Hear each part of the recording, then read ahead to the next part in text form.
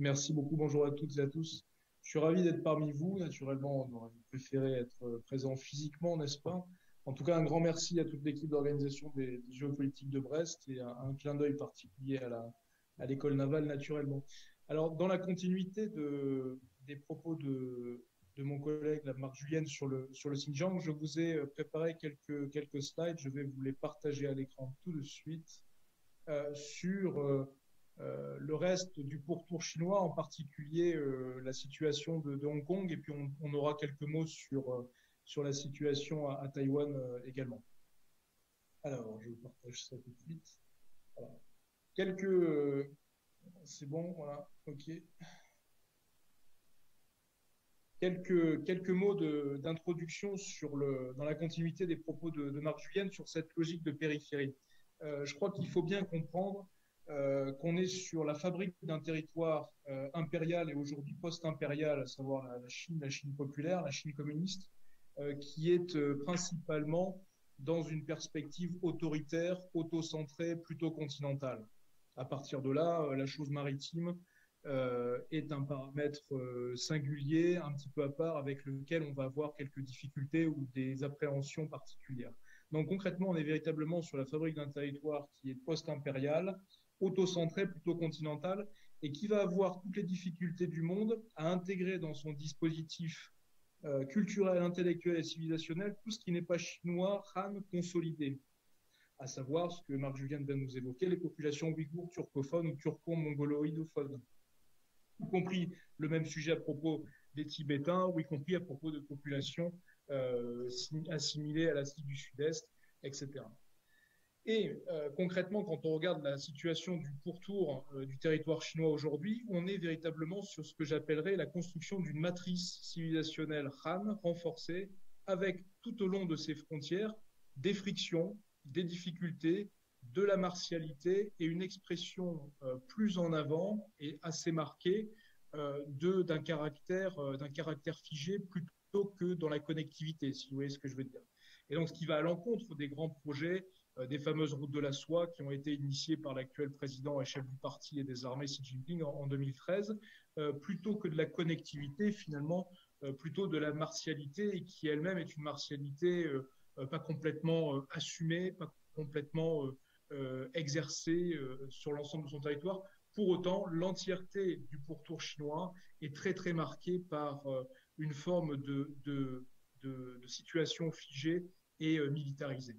Dans cette situation-là, alors rapidement une petite carte pour vous rappeler la situation, que la Chine est quand même une puissance nucléaire, que l'Asie a repolarisé son économie, sa géoéconomie sur les 30 dernières années sur la Chine, et que la situation de son pourtour et de ses différentes constitutions territoriales, en particulier Hong Kong, n'est autre que le processus d'une accélération de l'histoire, puisque quand on revient à l'histoire récente de la situation de Hong Kong, je vous ai mis ici un extrait du texte, donc je vous le laisse lire en diagonale, mais de Deng Xiaoping, le leader qui succédera à Mao après la bande des quatre et qui ouvrira la Chine au commerce international, qui ouvrira progressivement les frontières et qui ouvrira la Chine à une nouvelle page de son histoire et de son insertion dans les réseaux de mondialisation et d'internationalisation.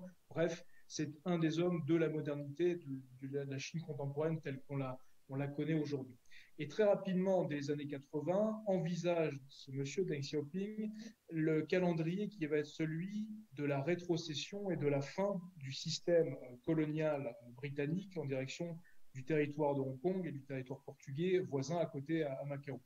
Et on est dans une logique progressive d'entre-deux, d'intermédiarité, de parler d'un pays, de système. On va avoir un pays qui sera la Chine, mais il y en a deux systèmes politiques, sociétaux, de gouvernance qui peuvent cohabiter, qui peuvent échanger, qui peuvent nourrir l'un et l'autre.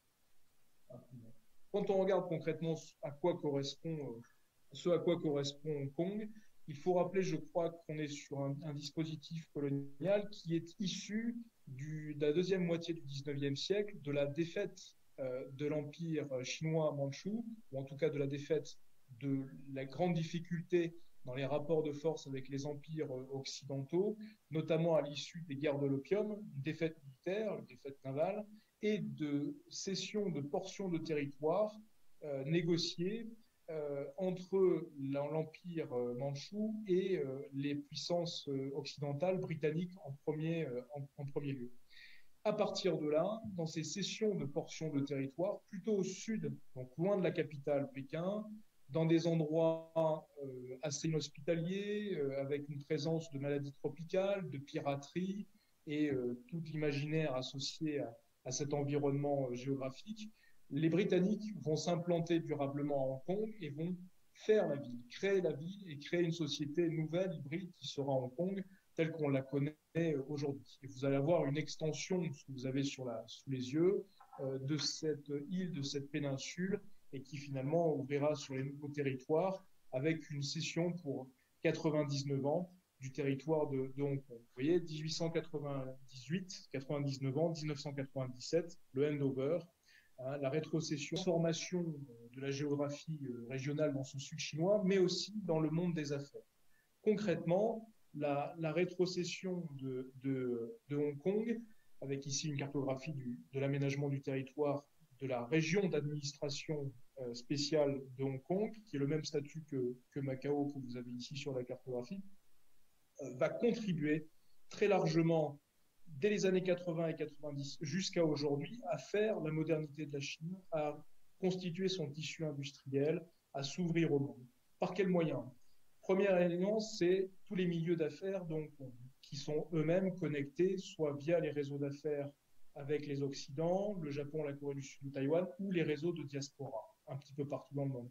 Réseau d'affaires dans les finances, réseau d'affaires dans la banque, réseau d'affaires dans différents secteurs privés et de l'investissement. Mais c'est également Hong Kong une place d'arbitrage. Ça, c'est un sujet très important. Une place d'arbitrage qui donc permet de faire des contrats, qui permet d'investir et qui permet d'être le sas d'entrée pour un investisseur qui souhaite développer des affaires en Chine populaire, en Chine continentale. Et ça va être tout l'environnement stratégique, si je puis dire, géoéconomique des années 80, 90 et 2000. Arrive la rétrocession, on l'a dit, en 97, donc une proximité plus forte et une capacité d'influence et de contrôle plus forte de Pékin sur ce qui se passe à Hong Kong, tout en laissant en corde longue une forme de souplesse à l'administration hongkongaise dans ses façons de faire, parce qu'elle continue finalement d'enrichir la Chine, elle continue de lui apporter une substance importante en matière économique et financière. Et par là même, vous avez dans l'agenda de la République populaire de Chine, quelques années après, en 2001, donc 4 ans après, la finalisation de l'accession de la Chine à l'Organisation mondiale du commerce, qui va littéralement décupler les capacités économiques et commerciales de la Chine, et elle va se permettre, elle va être en capacité d'investir et d'absorber davantage de chaînes de délocalisation sur son territoire. Hong Kong, là aussi, continuera d'être le sas d'entrée de ces investisseurs, de ces délocalisations, pour ouvrir sur le territoire chinois. Puis arrive la logique sécuritaire. On est sur une accélération du temps probablement à la fin des années 2000-2008, de manière corrélée à la crise des subprimes 2008-2009, la faillite de Lehman Brothers, au sens où la République populaire de Chine, la Chine communiste, va transformer peu à peu et accélérer, sa politique intérieure d'aménagement du territoire, de structuration de ces grands groupes para-étatiques ou étatiques, et y compris une restructuration de sa politique internationale, de sa politique étrangère. Là-dedans va être la zone de friction qui est Hong Kong, statut spécial, va avoir une incidence particulière. C'est-à-dire que les réseaux de sécurité de la République populaire de Chine vont accroître des capacités de contrôle et de collecte des données et de l'information sur le territoire de Hong Kong. On ne parle pas encore du mouvement des parapluies qui a explosé, qui a fleuri en 2014 et qui connaît encore naturellement aujourd'hui des conséquences et des suites. On est à la fin des années 2000, 2009, 2010. Et donc, une accélération à la fois de l'histoire, une accélération des capacités de contrôle et d'échange de manière très discrète des organes de sécurité et donc du Parti communiste chinois sur le territoire de Hong Kong est finalement ce qui va précéder une accélération de l'agenda dans l'organisation politique de Hong Kong et de son territoire lui-même, et ce qui va nous amener à la situation que l'on connaît depuis l'année dernière sur la loi de sécurité de Hong Kong entre les mains de la Chine. Quelques points de détail, vous les avez sous les yeux sur cette loi de sécurité. On a une accélération du temps, on a une société civile hongkongaise plutôt jeune, plutôt étudiante, qui a toutes les difficultés du monde à trouver un boulot, qui a toutes les difficultés du monde à vivre convenablement avec des perspectives, puisque la pression des organes de sécurité, la pression du gouvernement communiste de Pékin est de plus en plus manifeste depuis 2014, tout au long des années, avec un certain nombre d'actions policières ou parapolicières, soit d'interpellation, soit d'enlèvement, soit d'incarcération, etc., etc. Et on commence à avoir une structuration des communautés hongkongaises plutôt jeunes qui commencent à quitter le territoire et qui vont se structurer via des réseaux internationaux avec des bases territoriales taïwanaises, américaines, britanniques, pour organiser une forme de contestation. Dans les faits, la situation est telle que les organes du Parti communiste chinois et un certain nombre de décideurs au niveau du Politburo autour du président Xi Jinping, du chef suprême, si vous voulez, vont faire le choix qu'on pourrait voir depuis l'Occident comme contre-productif d'accélérer le temps et de faire passer à la hâte la loi sur la sécurité de Hong Kong. Finalement, quand on résume ce que la loi donne et serait susceptible de sanctionner, sécession, subversion du pouvoir de l'État, terrorisme, collusion avec des forces extérieures et étrangères, elle permettrait aux agences de sécurité chinoises d'opérer librement à Hong Kong. Voilà, si vous voulez, les derniers verrous de l'inhibition sont levés, les derniers verrous sautent. Dans les faits, nous avions un certain nombre de facteurs et de signaux faibles qui étaient déjà opérationnels dès la fin des années 2000 sur ces différents secteurs. Il le formalise juridiquement, il le rentre dans un cadre légal hongkongais, et finalement, c'est dans une certaine mesure la fin du Hong Kong, littéralement, post-handover, post-rétrocession. Qu'est-ce que ça peut induire et impliquer concrètement pour Hong Kong en tant que place financière, Hong Kong en tant que place d'arbitrage, Hong Kong et sa jeunesse de quelques millions de Hongkongais, très concrètement. Des interrogations sur la validité et la durabilité de la place financière de Hong Kong. Pensez qu'il y a encore une vingtaine d'années, la place financière de Hong Kong rapportait plusieurs dizaines de milliards de dollars à la couronne britannique avant la rétrocession, du fait de sa place financière et de transit de sas entre la Chine qui se développait, qui explosait, et les investisseurs du monde entier qui s'y précipitaient. Et la suite, après le handover, après la rétrocession de 97, sera la même, puisque cela rapportera à la fois à Hong Kong et au territoire chinois communiste plusieurs milliards de dollars tous les ans, à la fois en devises, mais à la fois en monnaie, en cash flow. Donc, se posera la question de la durabilité de la place financière de Hong Kong d'ici 10 à 15 ans. Au profit de quelle autre place financière en Asie? Je crois que c'est la question qu'il faut se poser. Regardons les places financières chinoises du territoire communiste, la place financière de Shanghai, la place financière de Shenzhen. Shenzhen est juste derrière la frontière de Shenzhen, qui avait été une zone franche lancée par Deng Xiaoping 25 ans auparavant la rétrocession, au début des années 80, permettre à la Chine populaire d'être au contact de Hong Kong et d'absorber des investissements et de créer du tissu industriel et des capacités portuaires. Je crée une place financière de Shenzhen. Sauf que les places financières chinoises ne sont entre guillemets pas valables dans le système financier international par rapport aux places financières que sont Londres, Paris, voire Tokyo ou naturellement New York. Non, regardons à une échelle asiatique. Peut-être que cette inflexion, cette fragilité de la place hongkongaise pourrait bénéficier à Singapour. Donc c'est intéressant. Et donc est-ce que là, dans ce sens-là, le régime du parti-État se tire une balle dans le pied? Très probablement dans un certain sens. Mais il était inenvisageable pour le régime d'avoir un système dual avec des mouvements de subversion, ce sentiment d'être assiégé, qui soit complètement durable. Et donc la tactique très léniniste finalement dans l'application du régime communiste à Pékin, a été celle de dire en pleine crise du coronavirus, je vais accélérer l'agenda, je vais montrer les muscles et je vais me montrer beaucoup plus offensif tactiquement. Finalement, c'est la formule. Là où il y a du vide, enfonce la baïonnette. Là où c'est dur, tu te retires et tu contournes. De permettre l'adoption de cette loi de sécurité à Hong Kong depuis Pékin. Deuxième sujet par rapport à l'avenir de Hong Kong, c'est naturellement la place d'arbitrage.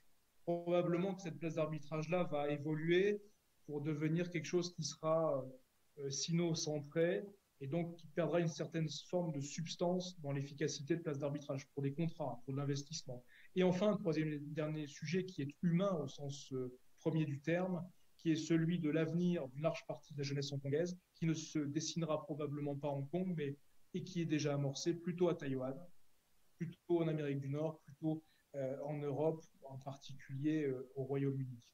Qu'est-ce que je veux dire par là? C'est que l'on a, depuis l'adoption de cette loi, et même avant l'adoption de cette loi, une perte de substance d'une partie de la jeunesse hongkongaise qui est partie se réfugier sur l'île de Taïwan, République de Chine, aux États-Unis ou au Royaume-Uni. Peu, beaucoup plus faible en quantité dans d'autres pays européens, mais la dynamique est bien là, la dynamique est bien réelle. Ça veut donc dire qu'on est sur une tactique politique très autoritaire, voire extrêmement virulente, sans tirer un coup de feu, beaucoup d'intimidation, parce qu'on tient les services de sécurité, parce qu'on tient les opinions, parce qu'on a plusieurs leviers à la fois d'influence dans la société hongkongaise, y compris dans les milieux politiques, que l'on arrive à assécher la substance de ce qui pourrait être perçu comme étant subversif. À terme, au vu de la tournure autoritaire, sinon totalitaire du régime à Pékin, la durabilité de Hong Kong en tant que situation à deux systèmes n'était pas tenable ni envisageable. Ce qui m'amène pour, non pas conclure, mais ouvrir sur un deuxième chapitre, le prolongement depuis Hong Kong sur l'île de Taïwan et la situation de Taïwan. Taïwan était relativement discrète il y a encore quelques mois, ou sinon quelques années, dans le système international et dans les sujets débattus par un certain nombre d'experts et de milieux de réflexion sur l'Asie. Taïwan étant l'île sur laquelle on trouve l'alternative à la Chine, vous savez, comme disait l'autre, j'aime trop la Chine pour qu'il n'y en ait qu'une seule, et donc Taïwan forme parfaitement cette alternative à la Chine communiste, et aujourd'hui, avec ses modalités de réponse à la crise du coronavirus, Taïwan redore son blason suite à ses élections, à la réélection de l'actuelle présidente, et est remise en avant par rapport à la dureté du régime communiste à son endroit, les intimidations et les incursions récurrentes militaires dans son espace maritime ou aérien. Et Taïwan revient un petit peu sur le devant de la scène sans pour autant occuper une place diplomatique digne de ce nom. Taïwan n'a toujours pas le droit à être présente et à avoir un siège à l'OMS.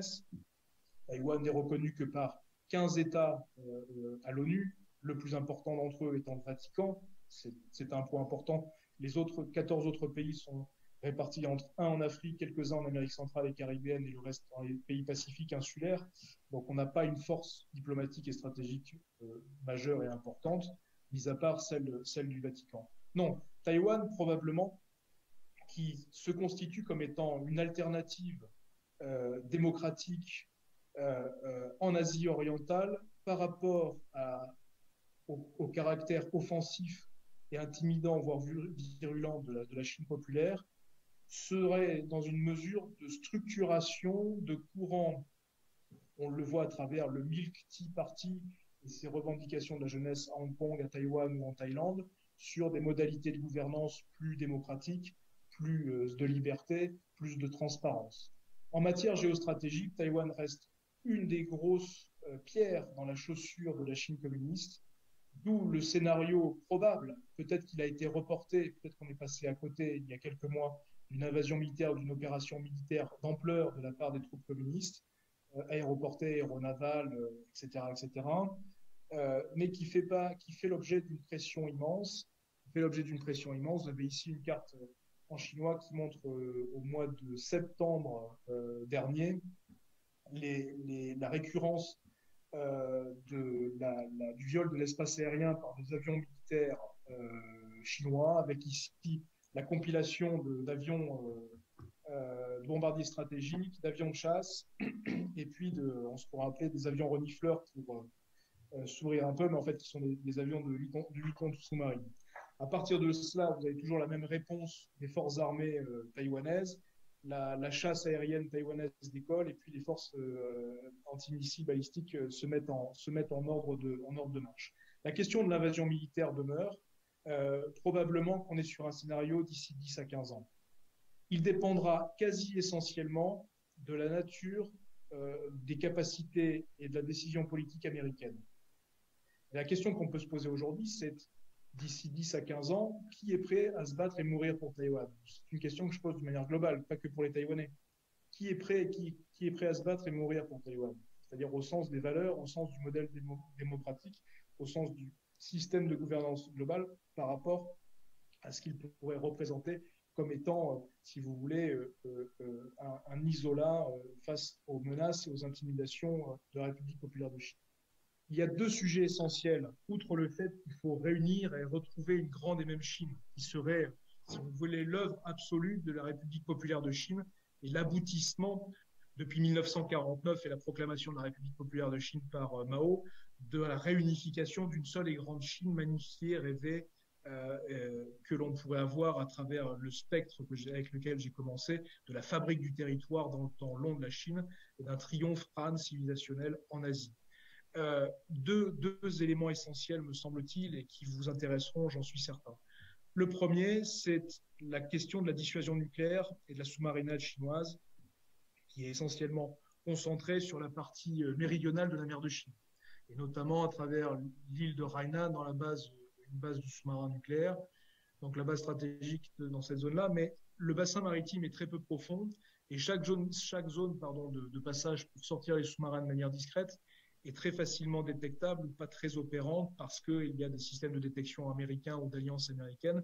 Et sinon, la géographie elle-même n'y s'y prête pas beaucoup. Et donc, dans le cadre stratégique d'une récupération de Taïwan, au-delà des objectifs politiques qu'on a rapidement décrits pour Hong Kong, la question de Taïwan pourrait suggérer une efficacité de sa dissuasion nucléaire et notamment de sa sous-marinade nucléaire chinoise avec une base qui serait installée ici à Hualien, au milieu centre de la côte pacifique taïwanaise, sinon à l'extrême sud ou plus au nord, mais plutôt au milieu dans une ville, vous irez regarder sur Google Earth, qui s'appelle Hualien, très joli, où vous avez une configuration sous-marine qui permettrait une dilution en toute discrétion des sous-marins nucléaires parce qu'on arrive très rapidement dans les grandes profondeurs de l'océan Pacifique et sur l'ouverture, si je puis dire, très horizontale et verticale de l'océan Pacifique. Ça, c'est le premier sujet. À partir de là, vous avez une sous-marinade qui est digne de ce nom, efficace et qui pourrait remettre en cause les équilibres stratégiques en Asie de l'Est, y compris dans une logique sino-américaine. Bien évidemment, c'est le scope principal. Le deuxième sujet dans la récupération et dans les pressions vis-à-vis de Taïwan, c'est la bagarre sur les technologies et le rapport de force entre États-Unis et Chine qui, depuis l'arrivée de Trump en 2017, sur le trade war, sur la guerre commerciale, a très rapidement glissé sur la guerre des technos, la guerre des technologies, notamment autour de la 5G, des composants permettant la 5G et de demain la 6G. Et dans ce process-là, la Chine met beaucoup d'efforts pour essayer de ne plus copier et essayer de produire localement ses puces, ses semi-conducteurs, mais elle n'y arrive pas, elle n'est pas capable de, parce qu'elle n'arrive pas à aligner, malgré tous les efforts, et sortir. Elle n'arrive pas à aligner les ingénieurs suffisamment et elle n'arrive pas à sortir de la culture de la copie systématique et de l'absorption par copie ou par compromission.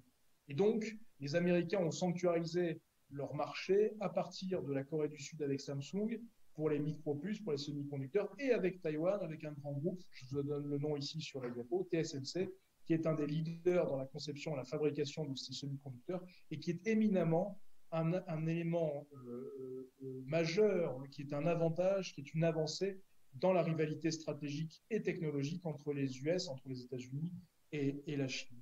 À partir de là, on a réuni, si vous voulez, deux grands sujets qui vont, pour les 10 à 15 prochaines années, structurer fondamentalement à la fois les relations interdétroits de Taïwan, Chine-Taïwan, à la fois les relations Chine-États-Unis, mais plus globalement les relations en Asie-Pacifique. Je vous remercie pour votre attention. Je m'arrête là et je suis à votre disposition pour les questions. Revenons sur Taïwan, revenons sur Hong Kong. Merci beaucoup.